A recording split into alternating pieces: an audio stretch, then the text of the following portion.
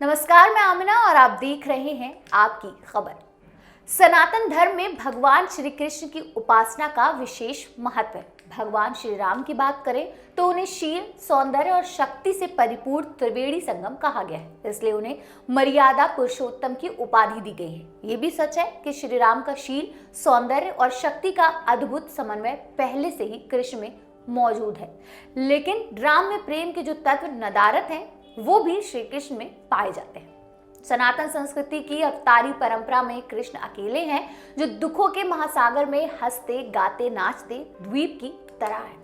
भगवान श्री कृष्ण को कई नामों से जाना जाता है, जैसे श्याम, मोहन, बंसीधर, कान्हा आदि। हालांकि लड्डू गोपाल उनका सबसे प्रसिद्ध और लोकप्रिय नाम है। लेकिन क्या आपने कभी ये जानने की कोशिश की है कि भगवान कृष्ण का नाम लड्डू गोपाल कैसे और क्यों पड़ा? अगर नहीं तो चलिए इस रिपोर्ट में हम आपको बता देते हैं कि भगवान श्री कृष्ण को लड्डू गोपाल नाम से क्यों जाना जाता है।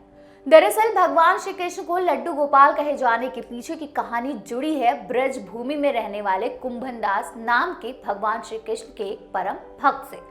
कुंभनदास हर वक्त प्रभु श्री कृष्ण की भक्ति में लीन रहते थे और पूरी नियमावली से भगवान की सेवा करते थे। वे उन्हें छोड़कर कहीं नहीं जाते थे ताकि उनकी सेवा में कोई अड़चन ना आए। एक दिन की बात है, वृंदावन से उनके पास भगवत कथा करने का न्योता आया।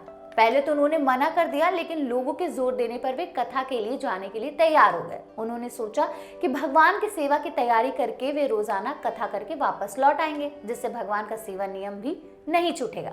उन्होंने अपने पुत्र रघुनंदन को समझा दिया कि वे भोग तैयार कर चुके हैं, तुम्हें बस समय पर ठाकुर जी यानी कृष्ण जी को भोग लगा देना है।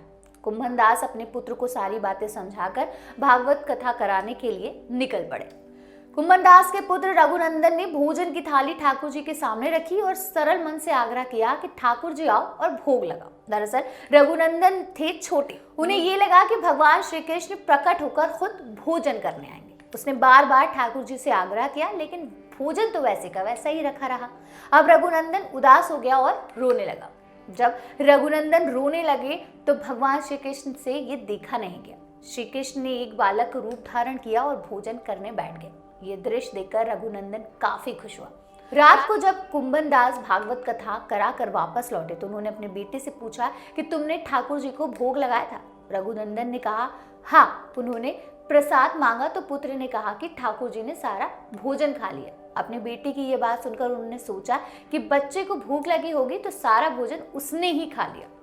अब तो ये रोज का नियम हो गया कि कुंभनदास जी भोजन की थाली लगाकर जाते और रघुनंदन ठाकुर जी को भोग लगाते, और जब वे वापस लौटकर प्रसाद मांगते तो एक ही जवाब मिलता कि ठाकुर जी ने सारा भोजन खा लिया। कुंभनदास जी को अब लगने लगा कि पुत्र झूठ बोलने लगा है। कुंभनदास ने एक दिन अपने बेटे का झूठ पकड़ने के लिए एक योजना बनाई। कुंभनदास ने एक दिन लड्डू बनाकर थाली में सजा दिए और छिपकर देखने लगे कि बच्चा क्या करता है।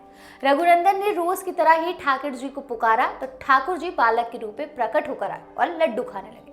ये देखकर कुंभनदास दौड़ते हुए और प्रभु के चरणों में गिरकर विनती करने लगे। उस समय ठाकुर जी के एक हाथ में लड्डू और दूसरे हाथ वाला लड्डू मुख में जाने को ही था कि वे जड़ हो गए। उसके बाद से ही उनकी इसी रूप में पूजा की जाती है और वे लड्डू गोपाल कहलाए जाने लगे। आज भी हम देखते हैं कि जिन घरों में भगवान श्री कृष्ण की नियमित रूप से पूजा की जाती है वहां पर उन्हें लड्डू का भोग जरूर लगाया जाता है। एक आस्था होती है कि भगवान कृष्ण खुद लड्डू खाने आएंगे। खैर, हमें उम्मीद है कि भगवान श्री कृष्ण से जुड़ी ये कहानी आपको जरूर पसंद आई होगी। फिलहाल आप बने रहिए और देखते रहिए आपकी खबर।